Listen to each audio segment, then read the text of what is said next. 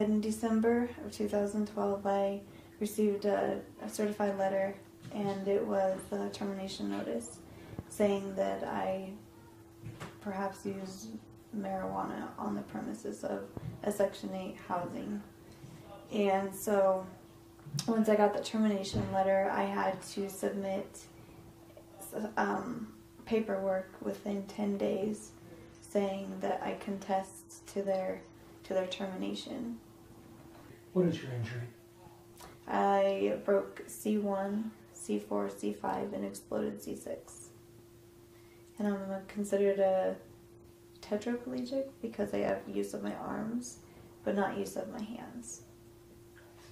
But I quadriplegic, if you will, because tetra doesn't really make sense.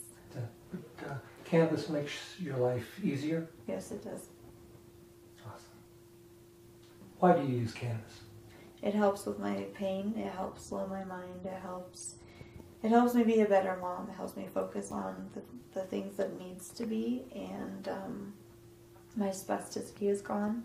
And when that's gone, I have more energy to put towards what my son, to keep up with him.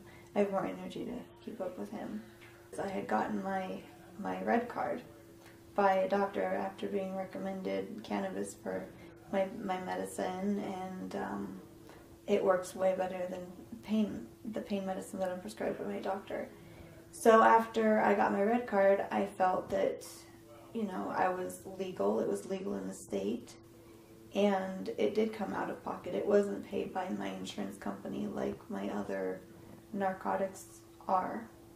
And so they say to put every medical receipt and everything that you pay out of pocket in your receipts.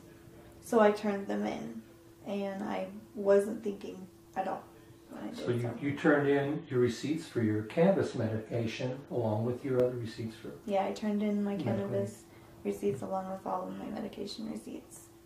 I see. And that's when they had reason to believe that I was using marijuana on the premises, so that's why I received a termination notice. So they were going to kind of kick you out of your home? Yes. So I got a hold of the executive director there at the Housing Authority, and he told me that they would just proceed as I was doing before, and that they were still working on this with the new memorandum just released by the Department of Justice, with saying that it was a case-by-case situation with the Housing Authority regarding medical marijuana, since it was still federally illegal and a Scheduled I drug. Well, I called the executive director right away, and I talked with him. His name is Michael Reese, and I talked with him, and he said, to just keep proceeding as I was, and they would figure this out. And they weren't sure where they were going to go with this yet. And I then had a reevaluation at Craig Hospital, where I have to get reevaluated every 2 years to see how I'm doing, medically wise. And so after I called Michael and I talked with him, and he said that it was okay just to proceed as I was doing, I went to Craig Hospital and did my reevaluation, and then I was called up, and they had to go along with the protocol. So the protocol was still to have a hearing, and I still had to go through everything. And then I had two things to worry about. I had to worry about every appointment I had to make, a reevaluation, plus where I was going to go or what I was going to do. And that's when Boulder Weekly contacted me, and Elizabeth Miller was so kind to drive up to Denver, where I was staying at Craig Hospital, and do an interview. After the Boulder Weekly came out, I was contacted by a few people, a few lawyers, and I really connected with one. And after I called him, I told him, I had talked with Congressman Polis, and I had also talked with Congressman Gardner, and he was sympathetic in my case, but, still he couldn't do anything about it because it was under federal law and then the housing's discretion.